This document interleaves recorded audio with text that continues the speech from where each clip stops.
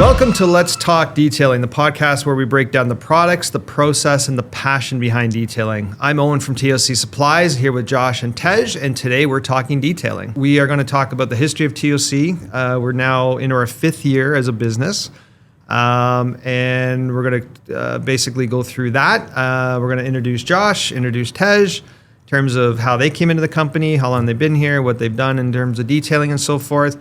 And it's going to be good. It's going to be a podcast that we're going to try to do every few weeks, both on video and audio. And I think we're going to have a lot of great content throughout the year. So we're excited about this. So we'll start with Josh. Maybe introduce yourself and kind of what you've done in detailing and how you started with TOC and all that good stuff. Whoa, that's a lot. It is. Let's see here. I mean, starting from the beginning, I didn't honestly think detailing was going to be a part of my life. I thought, detailing was just going to be a quick start to just help out my dad clean his car and just get it looking good, like how we always want it. But I kind of fell into the rabbit hole because now I was interested going from Canadian Tire products all the way to what we're using now, right? So as soon as I washed my dad's car for the first time, I was like, oh, this is actually fun. It's really relaxing and soothing. I bet you there are next level things to this. Went into YouTube, searched exactly how to do it properly because I'm pretty sure there's a way to do this properly. Yeah. And I saw a bunch of videos that led me down so many other products. And it started with CG. Yeah. Right. It started with CG, and we all started there. We all started there. Yeah. Started from CG, learned quite a few things on that actually. Then moved on to other brands, started going into PNS, Kosh Chemi, and finally, one of the first brands I was really introduced to was the Rag Company. I think that's where TOC Supplies and myself, that's kind of where we bridged because I was, before that, originally I had my own business, UDS Auto Care, shout out, no, I'm kidding. I had my own shop for a year, and, because of certain things, I had to put a stop to that, and then I think one of the greatest opportunities ever it came to me in the form of the Rag Company Grand Ambassador program. Right? So the Grand Ambassador program came in. I was looking into this. I was watching some of the videos on Instagram, and I was like, I don't think I'm going to get this, but hey, why not? Let's try it. Yeah. Let's try it. So I was already posting videos at that time for my business. So then I get an email from the guys at the Rag Company. They called me and they said, hey, would you like to be a Grand Ambassador? No, not would you like, we selected you to be one of the Grand Ambassadors. Super excited, and that's when I went into the Grand Ambassador program, was doing giveaways, and I was giving away a bunch of towels. Had it up on my Instagram, and I think, were you and I following each other already? No, I don't think. I don't think so, not yet. No. Yeah, because, but Owen and I did follow the same community, the same people, the same like detailing family kind of thing. So from there, I was doing the giveaway, put on the randomizer, and announced the winner. And it turned out to be your detailing page. What was it? ODG Aurora. ODG Aurora. Yeah. ODG Aurora. Which was my home-based detailing company as well. Yeah. Yep. So ODG, you came up, and I'm like, oh, okay, let me look who this guy is. Yep. And I saw that you were local. Yeah. Like, oh, he's local. Okay, sent you a DM. Yep. Then you sent me your phone number. And I was like, hey, congratulations. Yeah. You won my giveaway for detailing towels from the Rag Company. I'd like to meet you. How do we set something up so I can drop it off? Yeah. And this is back in 2021. Yeah. 2021. Yeah. I was going to say I'm old. So 2021, and Owen was like, he said, would you like to come meet at the warehouse? And at first in my mind, I'm like, the warehouse? I'm going to get robbed. Some creepy warehouse. I don't know where this warehouse is going to be. I'm like, where is this warehouse? And why is he talking about a warehouse? I was thinking like a parking lot, maybe your place. But I came by, dropped it off. I saw the Keel building, and I was like, okay, this is some legit stuff. Yeah. Finally met you. And then from there, you kind of talked about like what we did, and then your future plans of what TOC Supplies was going to be, right? And I think you gave me just a snapshot of what it was going to be, and I think that's what got me so hooked, because here in Canada, we didn't have that kind of level of attention to the detailing products that were in the market at that time. And you had this dream, you had this goal, you had this vision, and I wanted to be a part of it. At first, it took some time figuring it out, whether if I wanted to do it or anything like that. But I think it really got me as soon as you said, you know, this is going to be something big. Yep. You and I have been going back and forth for a bit. Finally said yes. Yeah. And that's how I met Owen. And that's how I became team 1.5. 1.5. 1.5. And then there's number one. Edna's number one. Yeah, Edna's number one. I was 1.5. Yeah. So Edna was employee number one for sure. Yeah. So I guess we'll, how TOC started in terms of timeline. So back in probably summer of 2021, started thinking about doing this detailing thing. We have another company called TOC Logistics, which is a third-party logistics company across Canada. Have that business. I had the home detailing business, and I figured I'll merge the two passions together and create TOC Supplies. Basically, more out of just, as you said, frustration of trying to get good quality products into Canada, whether it be a Korean product, a European product, even a U.S.-made product. Found that it was very difficult to get some of those brands and any retailers in Canada that were currently around. Shipping was too long, took too long to get stuff. You'd have a customer try to book in on a Wednesday or Thursday for the weekend, and they want a coating, and you don't have a coating in stock. Yeah. You're not getting one in 2 days, unfortunately. So wanted to take all that and mash that together. So December the 10th, 2021 was the day that I guess the website went live. Basically with myself and Edna, who's behind the camera, behind the mixing board today. And then Josh was 1.5. Employee 1.5. Employee 1.5. And that's how we started. So December of 2021. So we're in our 5th full year now. And we'll get into all that more throughout the podcast. But and then Tej, who's with us today too, has been with us 9 months, 10 months? I think it's been about 10 months now. So maybe a little bit about yourself, your history, and how you got to join us. So mine's not as exciting as Josh's, but basically, no, I mean, no, your story's pretty good too. So I have a detailing company as well, and basically it's very similar. So had detailing products from Canadian Tire, and that's where I would buy them from. And same thing, just went down the rabbit hole, tried to figure out new techniques, new ways, seeing different products online. That's kind of what piqued my interest into finding better products to be more efficient, make my life easier, and get a better finish. And then just started, at the time you were already established, you were closer to me. And same thing, right? I could drive to the showroom, I could order online, it'd be really fast. So I started buying products for just about a year before I joined the team. I would come in the store all the time. I would shop online. And I just loved the products that we had. Obviously, the service was great. And then one random, I think it was a Saturday. I think so, yeah. I think it was a Saturday. I was there, yeah. Yeah, I was just shopping around, had a couple cars to do, I needed more products. And then I think I was just so intrigued by the building. There's a massive warehouse in the back, a boardroom, and I just randomly asked, I was like, hey, Owen, you hiring? And he was like, yeah, actually need one more person. Was you on that day? Was you on that day? Nice. Nice. And it was a Saturday, I was cashing him out, and he just said, are you hiring? And I'm like, actually, we are looking for somebody. So and then, just kind of went from there. And then joined the team. I think it's been about 10 months now. It's just super exciting. The work we do, helping customers. People are so passionate that come into the store, or they call in, they buy online. It's just an amazing experience to be in the community and really immersed in the community of detailing and helping the customers that are just so passionate. That's the best part about it, is the people that are so excited to, even if they're weekend warriors, just washing their car on the weekends, whatever. But the people that come in who are looking at the new products, you can just tell oh my God, I'm going to love this. This was great. Or they come back with feedback and they say, oh my God, thank you for this recommendation. I loved it. I think that's the most exciting part of this.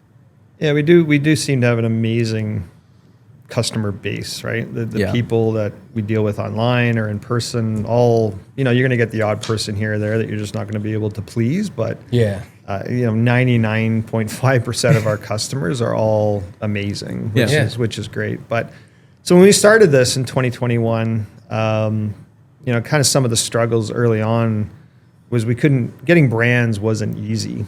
You know, we didn't really have a company. We hadn't set anything up yet.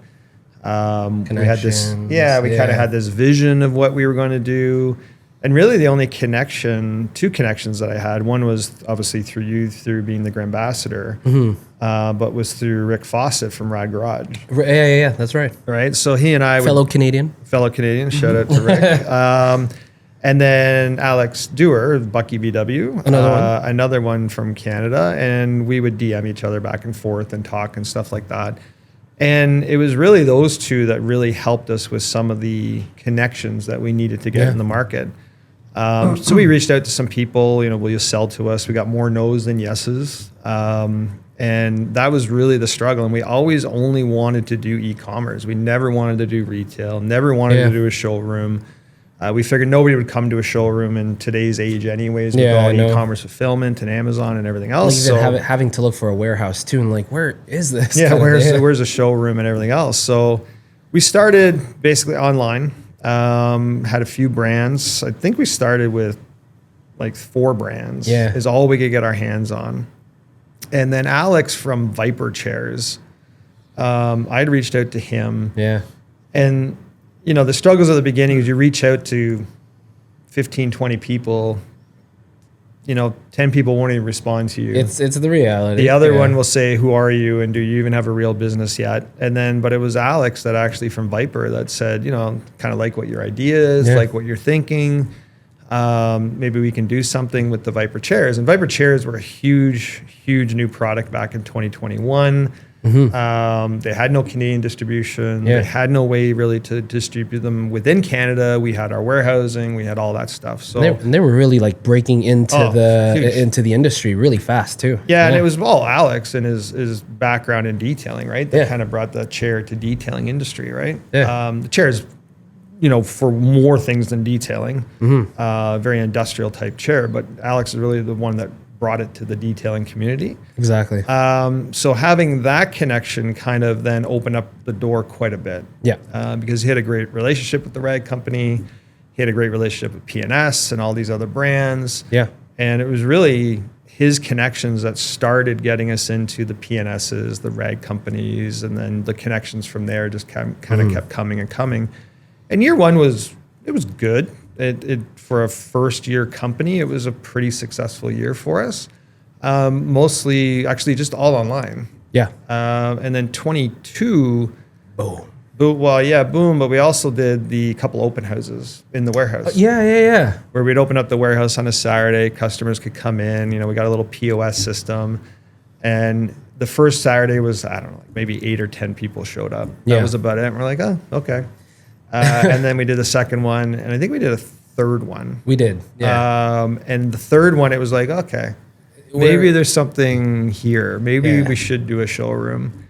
And the warehouse that we're in, it had about a 1,500 square foot office at the front. So we moved the people out of there into another facility that we have, TOC Logistics, and we made our first little showroom. If I can recall correctly, where there were like a total of 6 cubicles, I think, right? Six little desks. Punted them out, moved them to another building, and started the showroom. And and that's year 2. It was really good.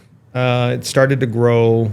The showroom was growing well, but really it was the last 12 to 18 months that the showroom has gotten insanely busy. Like the summer of 2024 and last summer of 25, it was insane in terms of how busy the showroom was. I think we do like 30% of our sales through the showroom, which a lot of people are amazed at. That's a very high percentage, or you would think that we have low sales. We don't have low sales. It's actually a very high percentage of people that come in. And I think it's our area. I think it's where we are. But I think one thing we've always done with TOC Supplies is we've always rooted ourselves in great customer service. And having great people working for us that know detailing products. Yeah, because I mean, even when the showroom gets really busy, we'd be, if let's say Tej and I were there, even if we had 10 people, Tej would take 5, I'd take 5. And, you know, tackling one person once we're done, we had this system where, once we kind of held them for a little bit, let's move on to the next. We just wanted to make sure that everyone was taken care of. Even just a quick, hey, conversation, how's it going? Like, what are you looking for? Yeah. Just to really excel on that customer service side of things. Yeah. Yeah, because when I was doing the detailing myself and trying to get products that if I didn't want to wait for it to be shipped in, I'd go to a retailer and you'd walk in and say, I'm debating between these two coatings. What do you think? And the answer you get is, well, I don't know. A lot of people like this one. A lot of, well, that's not the answer I'm looking for, right? Like I want to know why that one's good for me or why that one's not right for me. And so I think, from everybody between Edna and Tej and Josh and everybody at TOC Supplies, it's all about customer service, but knowing the product. Yeah. Being almost subject matter experts basically on all of the products we carry. Yeah. And I think that was the other thing and that we'd be very careful with at the beginning is we wanted to curate very medium to high end brands. Yeah. We didn't want things you can go get at Canadian Tire. Yeah. We didn't, we'd all done the chemical guys thing and kind of moved on from that. But really trying to curate a good set of products that isn't exceptionally high end where nobody's going to buy them and not low end where you can go get them at Canadian Tire. But trying to blend really customer service, good quality products, and kind of making it all make sense for people, right? Yeah. And great fast shipping, which we do as part of our day-to-day business on the logistics side. So that's quite easy for us. But that was really kind of the start of TOC and why it started. And last year was really the first year, and even going to SEMA and stuff. And I know you went to SEMA in 24. Yeah. It really is now fun. you have brands coming to us saying, will you carry my stuff? Will you do stuff with us?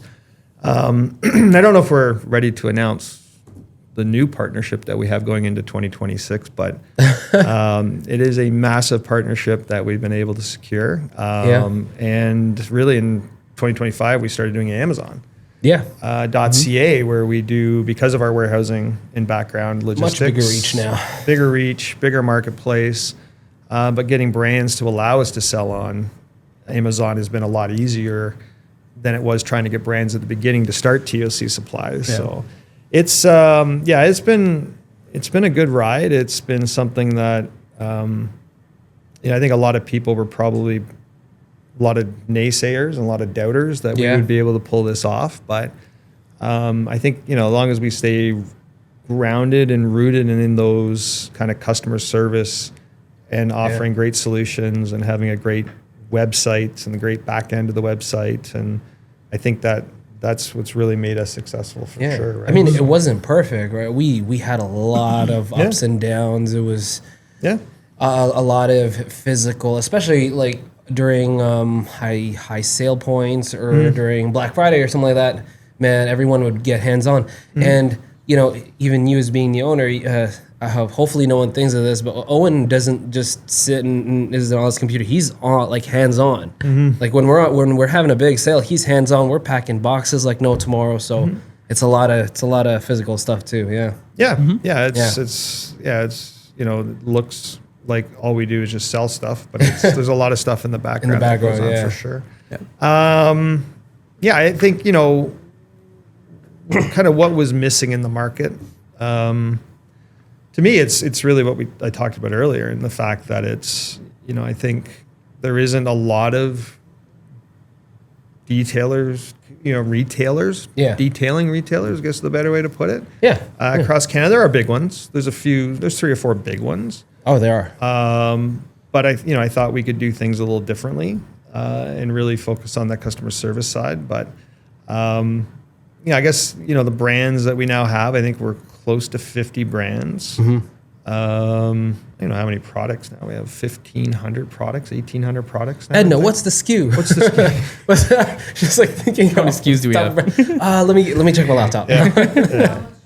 Almost 2,000. Almost 2,000. The boss said almost 2,000. Whoa. So it is. It's grown a lot. We've done lots of iterations to the warehouse to make space for more product. And then now we just did, if you haven't been into the showroom lately, you'll see another change in the showroom where we had to revamp that again to try to make more space. Big changes. It's amazing. It looks aesthetically nice. It does, yeah. It always has looked good, but now it's got a lot more space now, which is good to do more things with it. So, I think the goal eventually is to get a larger retail space with a training facility. That's something that we eventually want to do.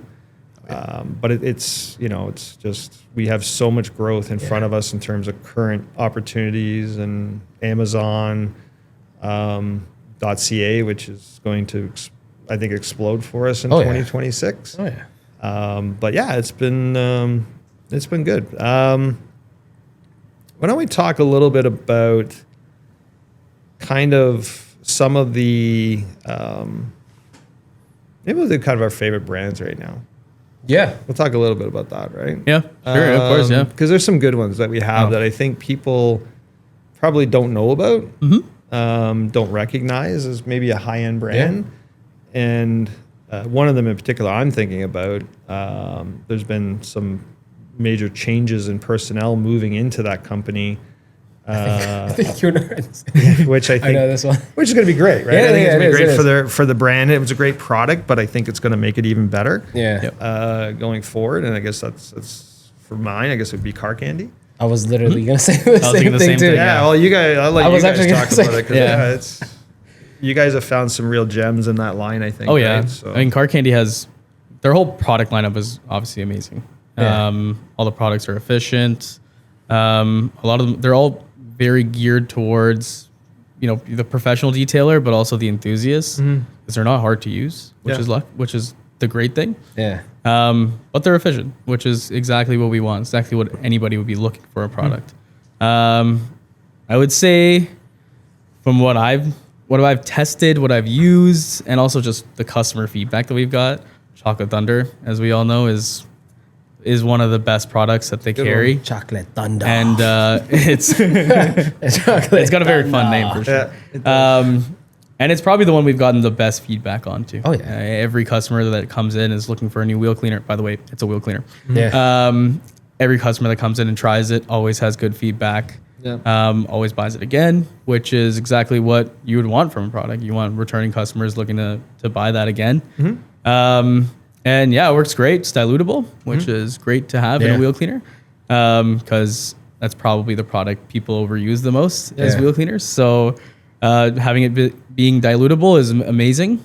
And it works great. It's a rim and tire cleaner, non-acid, works really well. Yeah. Yeah, it works like an acid base, but it's acid free. Exactly, right? yeah. Especially if your wheels are coated, it's basically a spray on rinse off.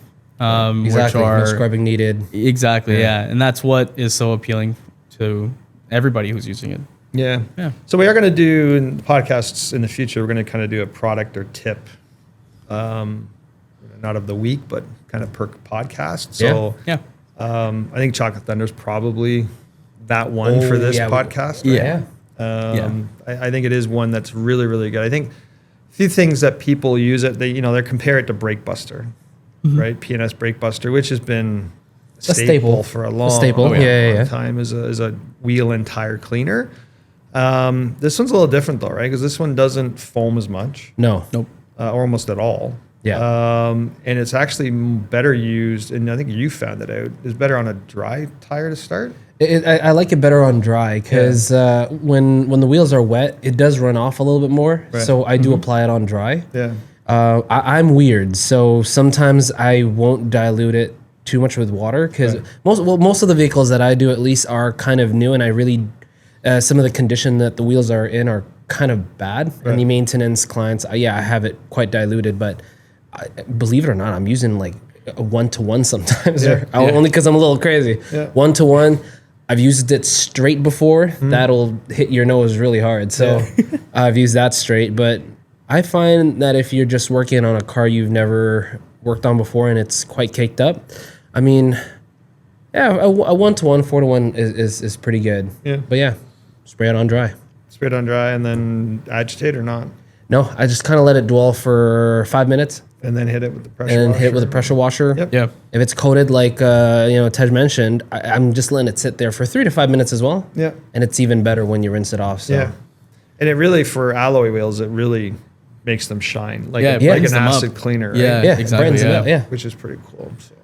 So, I believe I don't think I'm incorrect about this, but maybe. No. But I believe they do also sell a more concentrated version Plus, of it as well. Yeah, Chocolate Thunder Plus. Yeah, Plus, which is just even more concentrated. Yeah. And then they have Burst. Yeah. Yeah, so Burst is the foaming. It's supposed to be a foaming equivalent of Chocolate Thunder. Exactly. Yeah.